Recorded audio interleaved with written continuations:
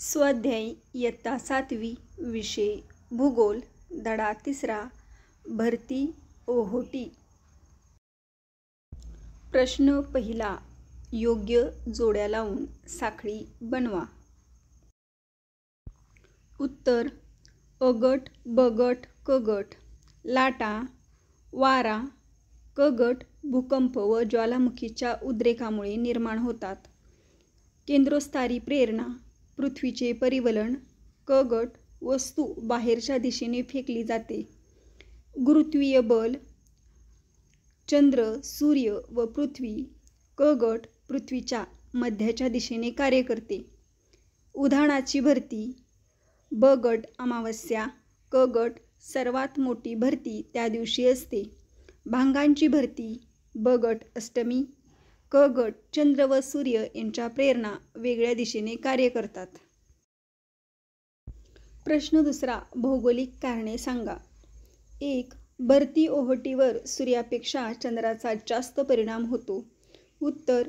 सूर्यापेक्षा चंद्र पृथ्वीच्या अधिक जवळ आहे, त्यामुळे भरती ओहोटीच्या बाबतीत चंद्राचे गुरुत्वाकर्षण बल सूर्याच्या गुरुत्वाकर्षण बलापेक्षा जास्त परिणामकारकरित्या कार्य करते.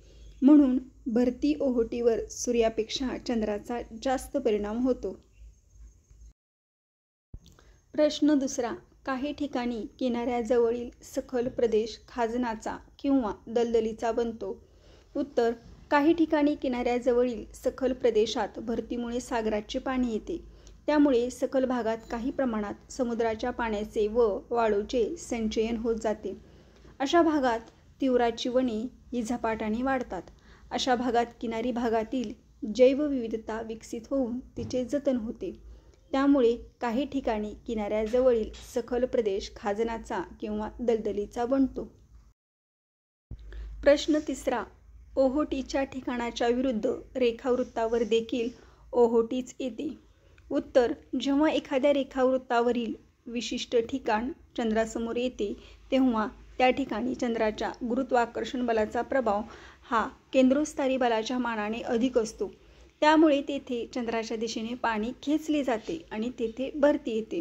भरतीमुळे या रेखावृत्ताशी काटकोनात असलेल्या समोरासमोरील 2 रेखावृत्तावरील पाणी ओसरते व त्याचवेळी तेथे ओहोटी येते. अशा प्रकारे ओहोटीच्या ठिकाणाच्या विरुद्ध रेखावृत्तावर देखील ओहोटीच येते. प्रश्न तिसरा. थोडक्यात उत्तरे लिहा. जर सकाळी 7 वाजता भरती आली तर त्या दिवसातील पुढील ओहोटीची व भरतीच्या वेळा कोणत्या त्या लिहा. उत्तर. जर सकाळी 7 वाजता भरती आली तर त्या दिवसातील पुढील ओहोटीची वेळ ही साधारणपणे दुपारी 1:12 व त्यापुढील भरतीची वेळ ही साधारणपणे संध्याकाळी 7:25 अशी असेल. प्रश्न दुसरा. ज्यावेळी मुंबई 73° पूर्व रेखावृत्त येथे गुरुवारी दुपारी 1 वाजता भरती असेल त्यावेळी दुसऱ्या कोणत्या रेखावृत्तावर भरती असेल ते सकारण लिहा. उत्तर. ज्यावेळी मुंबई 73° पूर्व रेखावृत्त येथे गुरुवारी दुपारी 1 वाजता भरती असेल त्याचवेळी 107° पश्चिम रेखावृत्तावर भरती असेल. कारण पृथ्वीवर ज्या ठिकाणी भरती किंवा ओहोटी येते त्याच्या विरुद्ध ठिकाणीही प्रतिपादित स्थानावर त्याच वेळी अनुक्रमे भरती किंवा ओहोटी येते. 73° पूर्व रेखावृत्ताच्या विरुद्ध बाजूस प्रतिपादित स्थानावर 107° पश्चिम रेखावृत्त आहे. प्रश्न तिसरा. लाटा निर्मितीची कारणे स्पष्ट करा. उत्तर. लाटेच्या निर्मितीचे मुख्य कारण वारा आहे. काही वेळा सागर तळाशी भूकंप झाल्यास किंवा ज्वालामुखीचा उद्रेक झाल्यासही लाटा निर्माण होतात. प्रश्न चौथा. पुढील बाबींचा भरती ओहोटीशी कसा संबंध असेल ते लिहा. 1. पोहणे. जहाज चालविणे. 3. मासेमारी. 4. मीठ निर्मिती आणि 5. सागरी किनारी सहलीला जाणे. पोहणे. भरती ओहोटीच्या वेळा माहीत करून घेऊन पोहण्यास जाणे योग्य ठरते. भरतीच्या त्याचप्रमाणे ओहोटीच्या काळातही समुद्रात खूप आत जाऊन पोहणे धोकादायक ठरते. सर्वसाधारणपणे भरतीच्या वेळी समुद्रकिनाऱ्याजवळच्या भागात पोहणे योग्य ठरते. 2. जहाज चालविणे. भरतीच्या वेळी जहाज समुद्रकिनाऱ्यावरून बंदरातून सागर जलात नेणे व सागर जलातून किनाऱ्यावर बंदरात आणणे अधिक सोपे. त्यामुळे भरतीच्या वेळेचा अभ्यास करूनच जहाज चालवले जाते. 3. मासेमारी. भरतीच्या पाण्याबरोबर मोठ्या प्रमाणावर मासे समुद्रकिनारी भागात व खाडीच्या भागात येतात.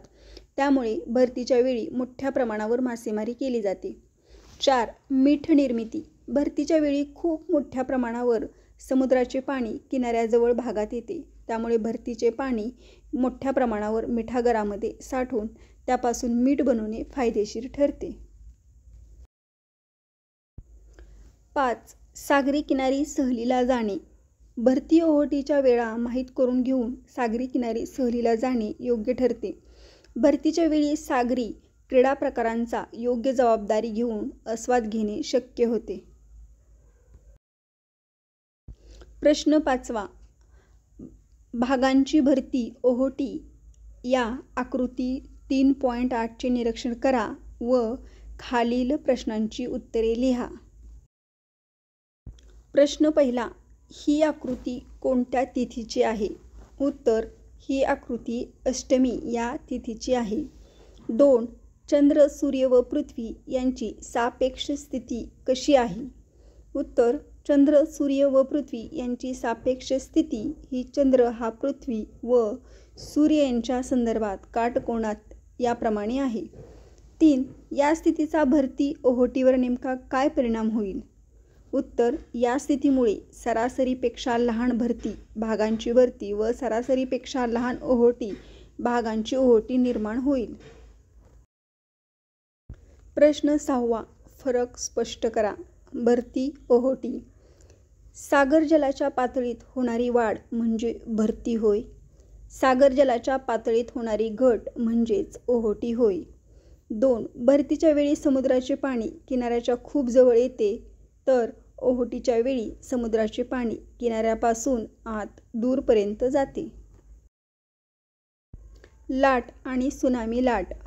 वाऱ्याकडून मिळणाऱ्या शक्तीने सागराचे पाणी गतिमान होऊन लाट निर्माण होते तर सागर तळाशी झालेल्या भूकंप व ज्वालामुखीमुळे सुनामी लाट निर्माण होते.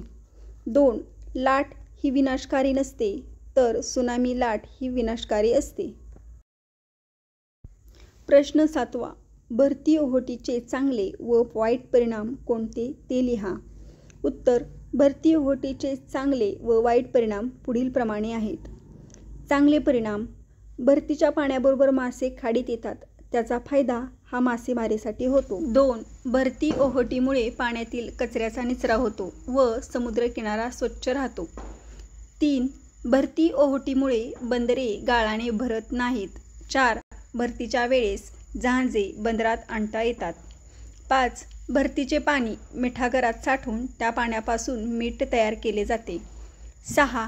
भरती ओहोटीच्या प्रक्रियेमुळे वीज निर्माण करता येते. 7. भरती ओहोटीमुळे तीराची वने व किनारी भागातील जैवविविधता इत्यादींचा विकास व जतन होते. भरती ओहोटीचे वाईट परिणाम: भरती ओहोटीच्या वेळेचा अंदाज नीट न आल्यास समुद्रात पोहण्यास गेलेल्या व्यक्तींना अपघात होऊ शकतो.